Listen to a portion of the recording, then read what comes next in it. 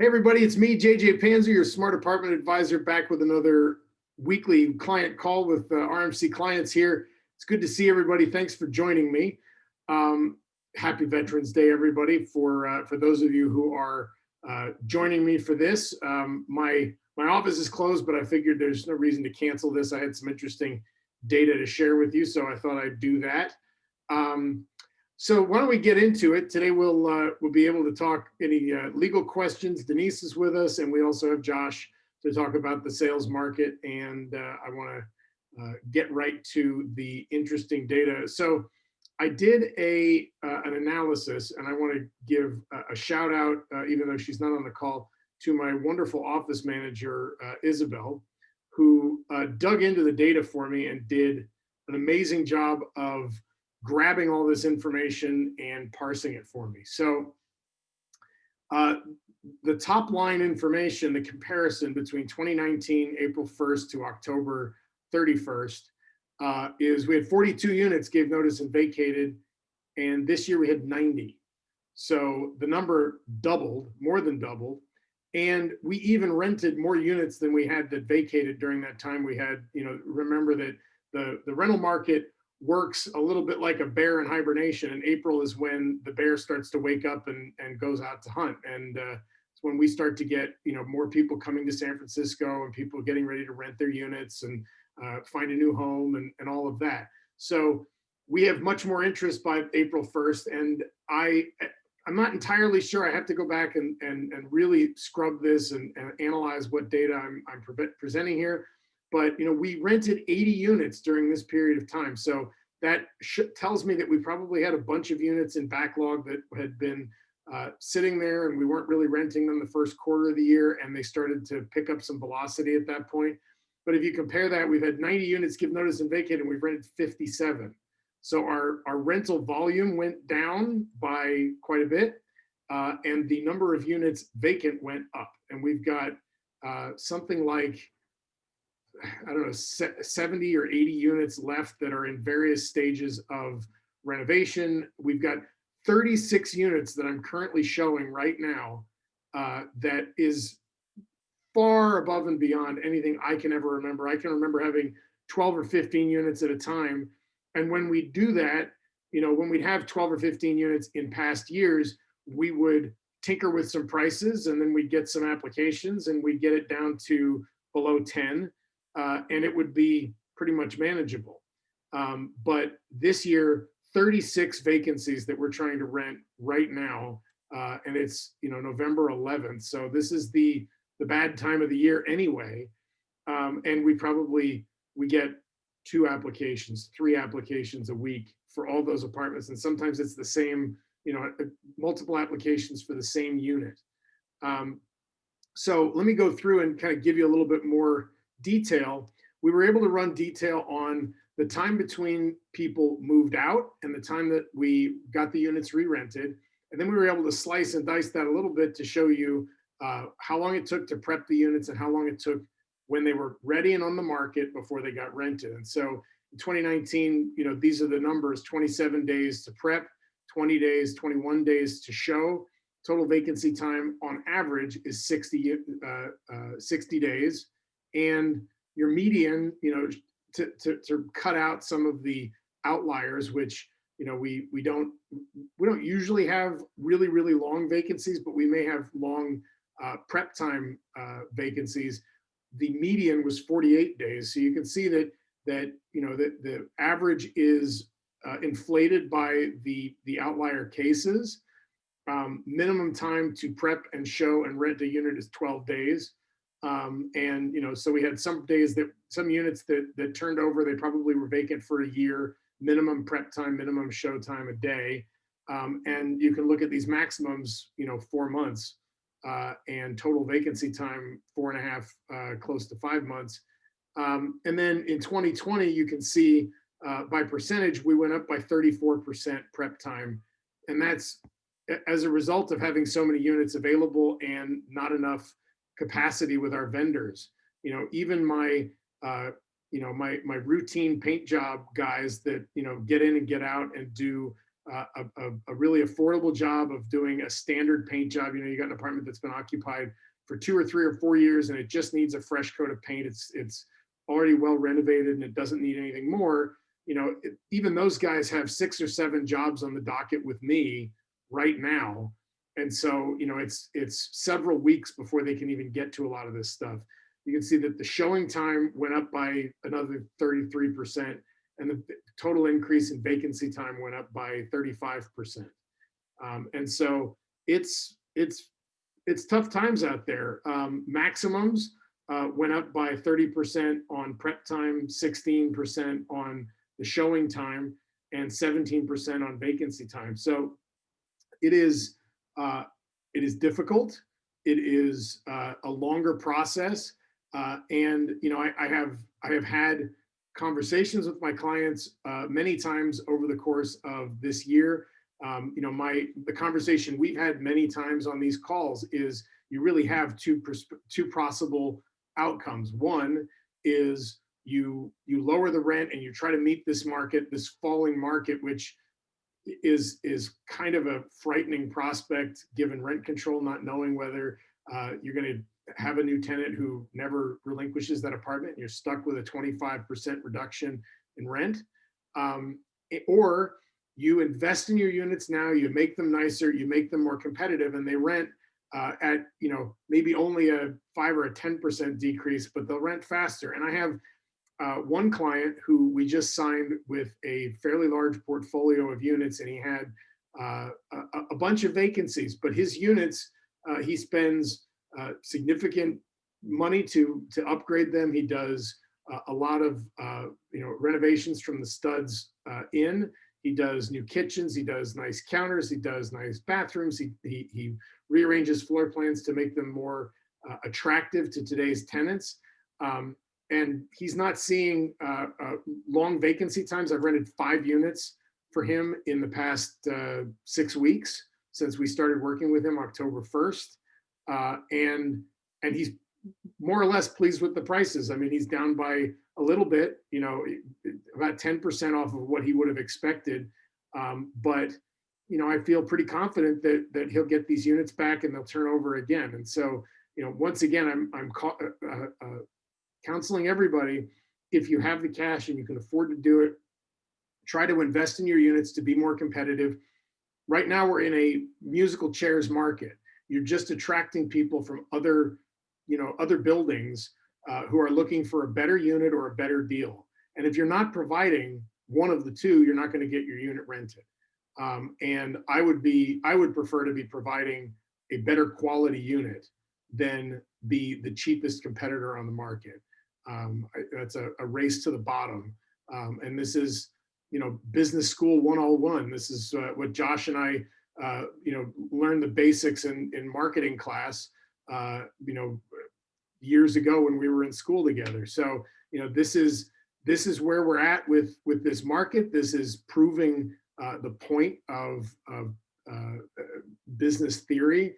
And, I have both the data and the anecdotal evidence to back it up.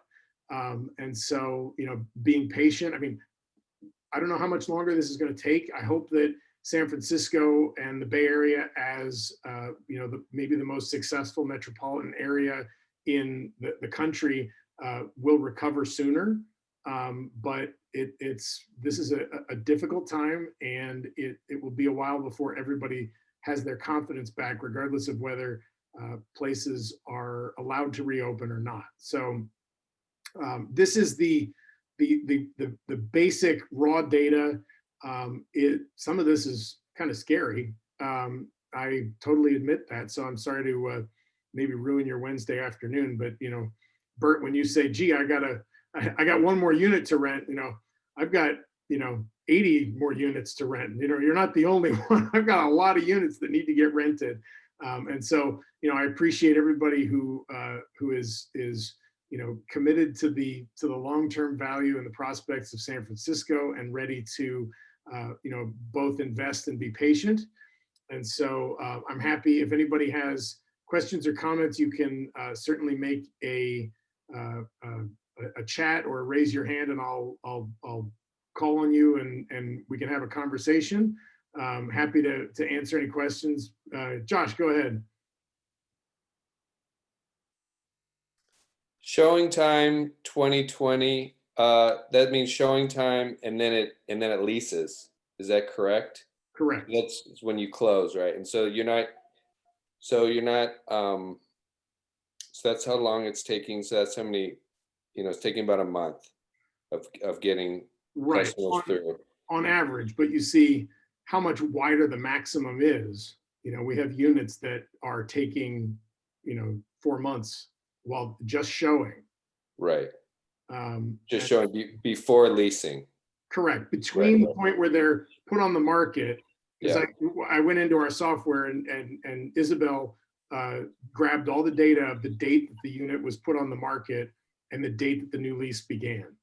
Right. So we're not looking at anything that's currently showing right now, and it's been showing for 35 days, 40 days, whatever. We're not looking at anything here. The 2020 data does include current rentals up until October 31st. So you're right. This data is slightly incomplete because those units haven't rented yet. Right. But similarly, you have the same sort of incompleteness in the 2019 vacancies because there were units that were vacant then. So, yeah.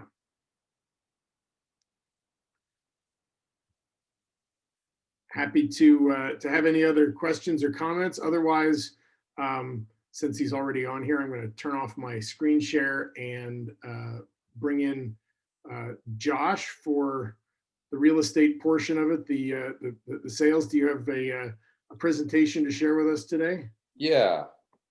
All right. You should be. Let me pull up my screen here.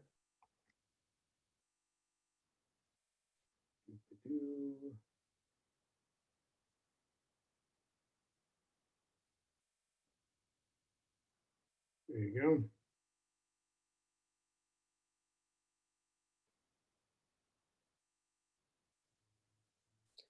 So, good afternoon, everybody.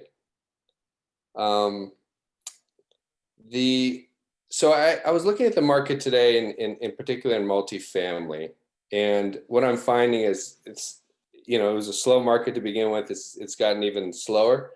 I'm finding that people are just not even bringing their building out at all. So what I'm seeing on the market right now in San Francisco are a lot of buildings that are holding on to their price point that they wanted, 2019 numbers, and are just hoping to get that perfect buyer for it.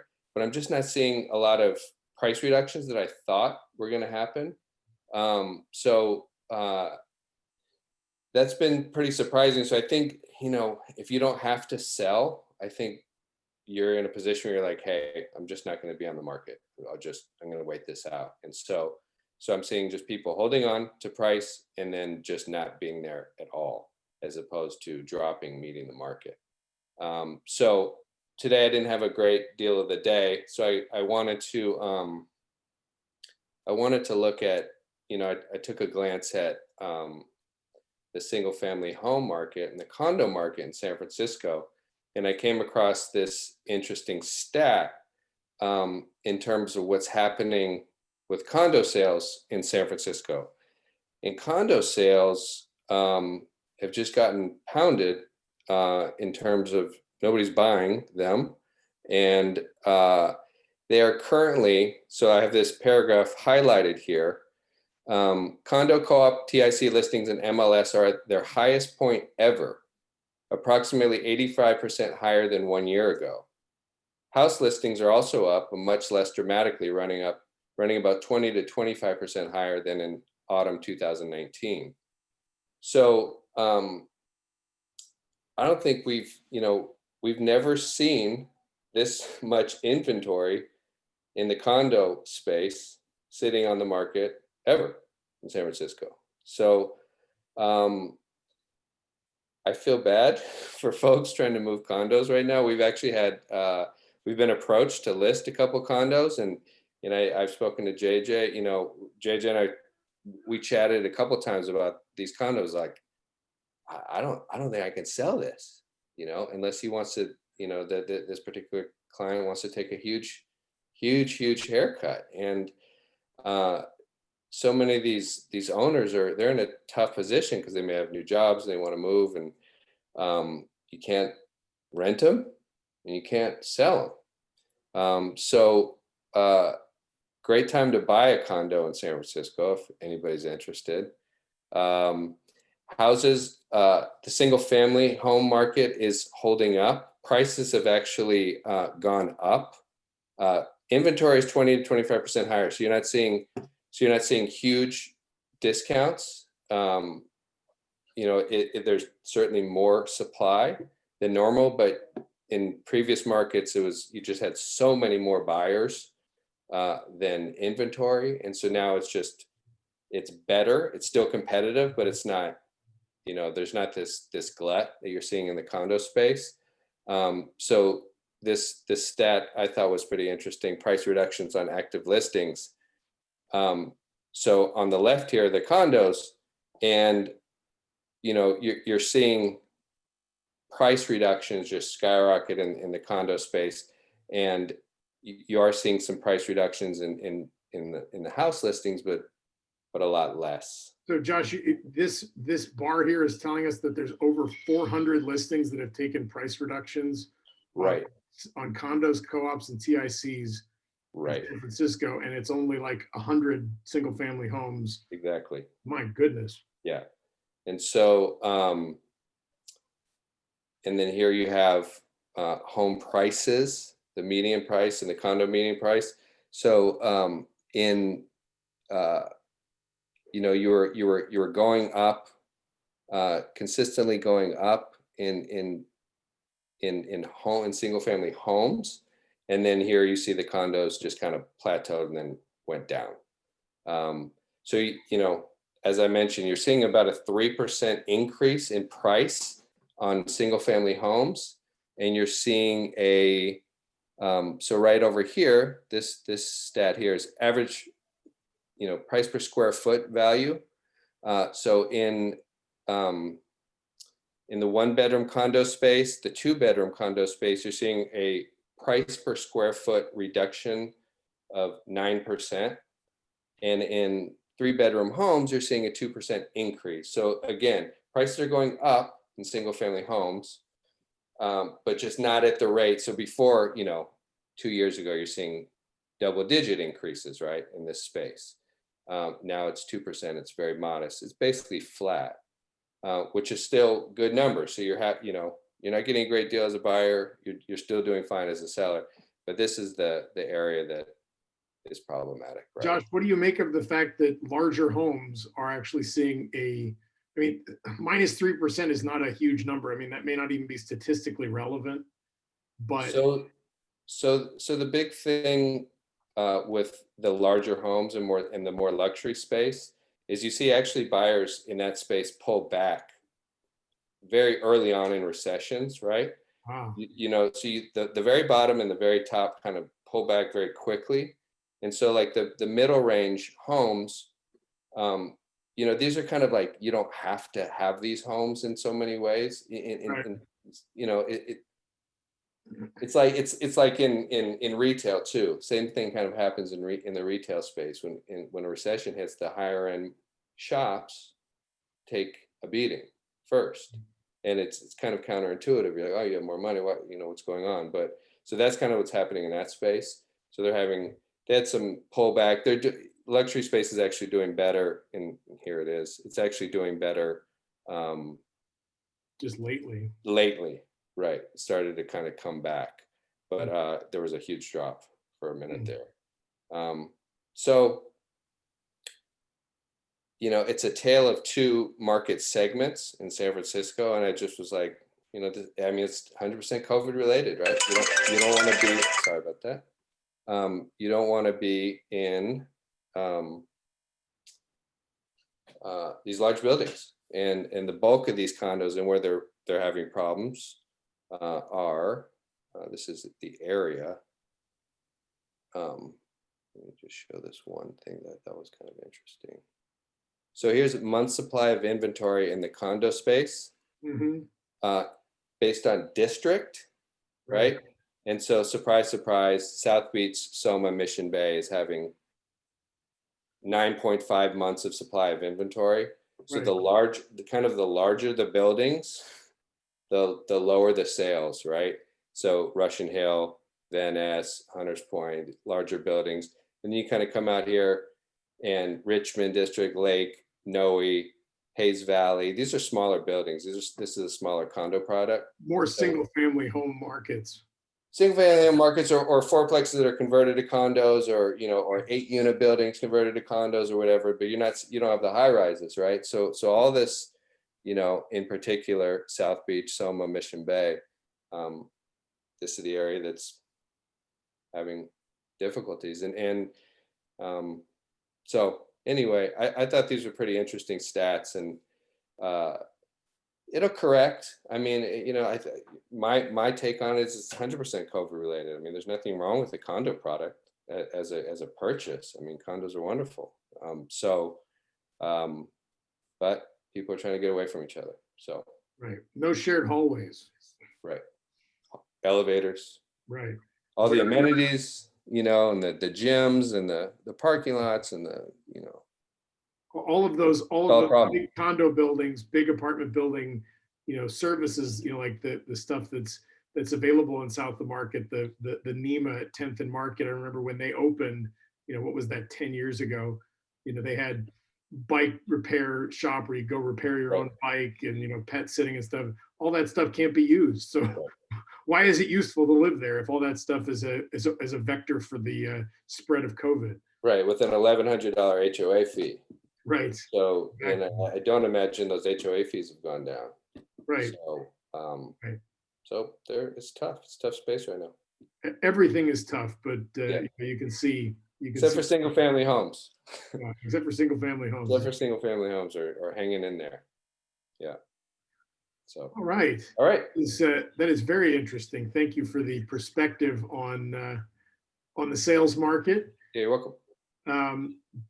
I'm happy to open it up if anybody has further questions for Josh about sales, or actually, let me also bring in Denise for a little conversation. I heard the commercial eviction moratorium was extended through March. Let's talk a little bit about that. I mean, some of us have commercial units in our buildings.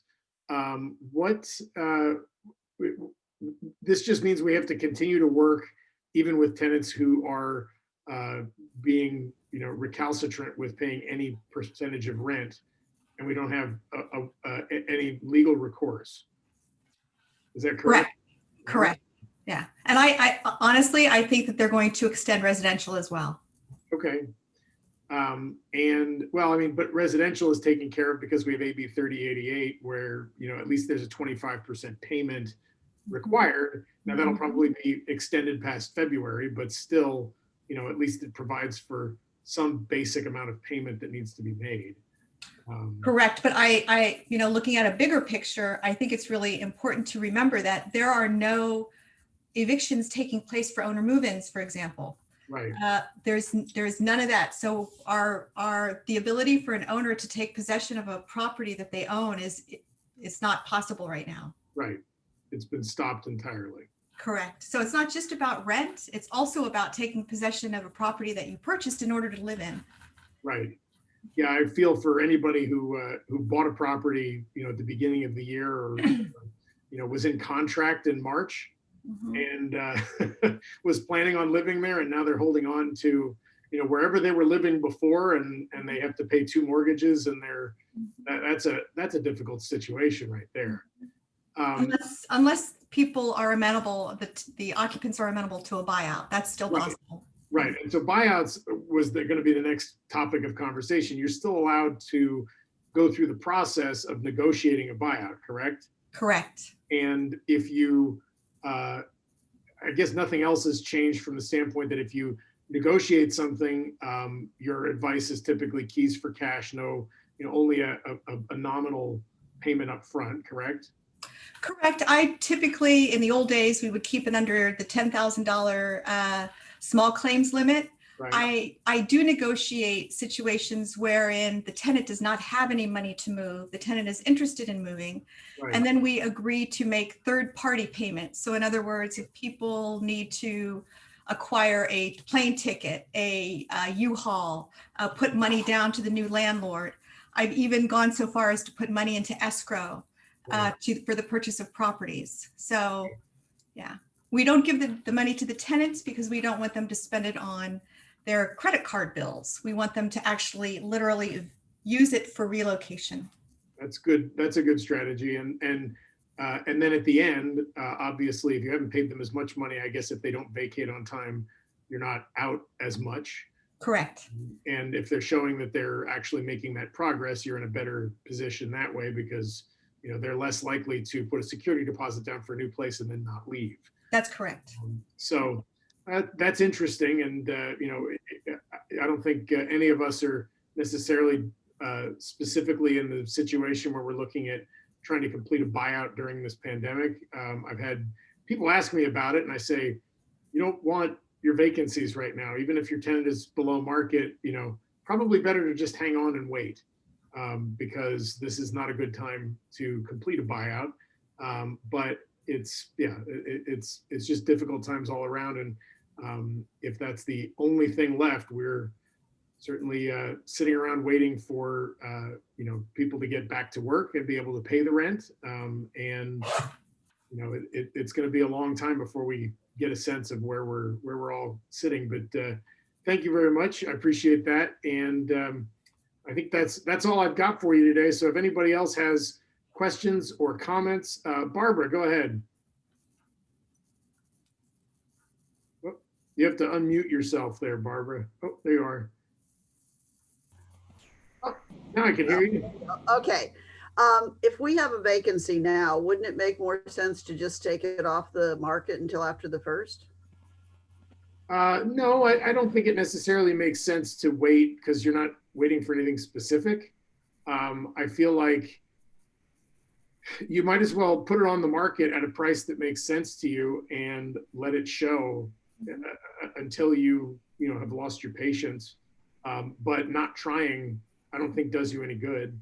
Well, usually, I mean, I was taking them off, Thanksgiving to New Year's just because that's not a really good time of the year to find a tenant.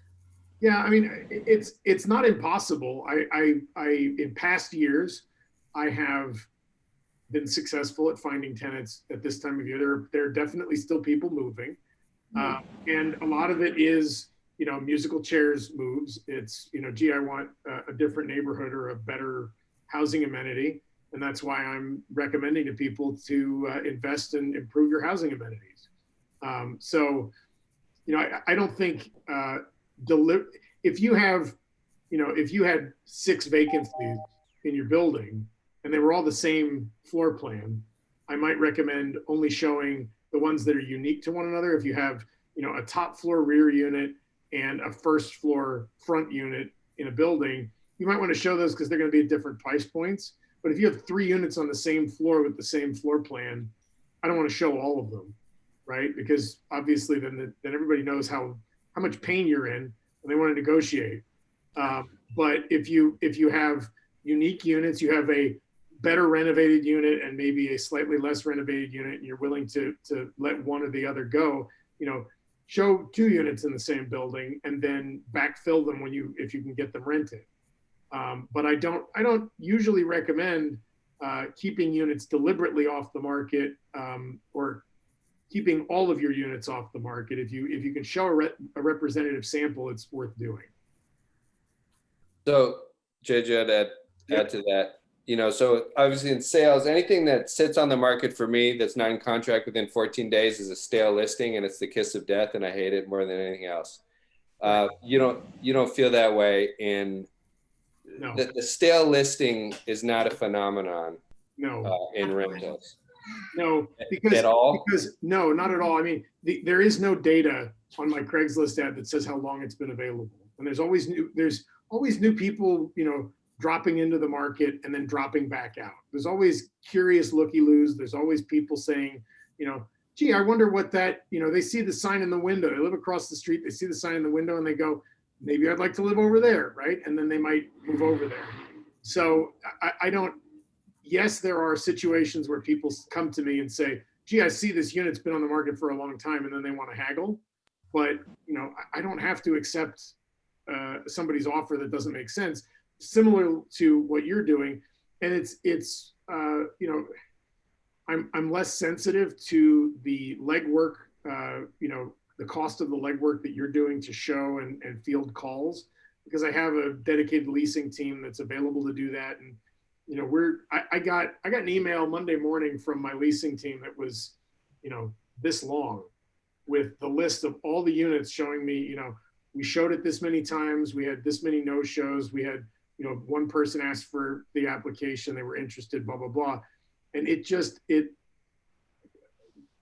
a part of the business to keep showing these units over and over again. So no, I don't see there isn't a parallel for a stale listing. And, our price reductions are a lot smaller than in the sale market. So, when you lower the price for rental by 10%, it's only a couple $100, but when you lower the price for a sale listing, it could be $200,000. Yeah, very different. Yeah, it can be very cool. different indeed. Thanks. Yeah, absolutely. Okay. Well, thanks everybody. If nobody else has any more questions or comments, thank you, Denise, for joining us today. Thank you, Josh, for sharing the sale market data. I really appreciate that. That is very interesting, and glad to have everybody. And I'll see you again next week. I'll work on refining the data and being able to come up with some more conclusions for you, and maybe a report soon. So thank you very much. Take care, everybody. Have a great rest of your week. Happy Veterans Day, and I'll talk to you next week. Take care. You Bye-bye. too. Bye.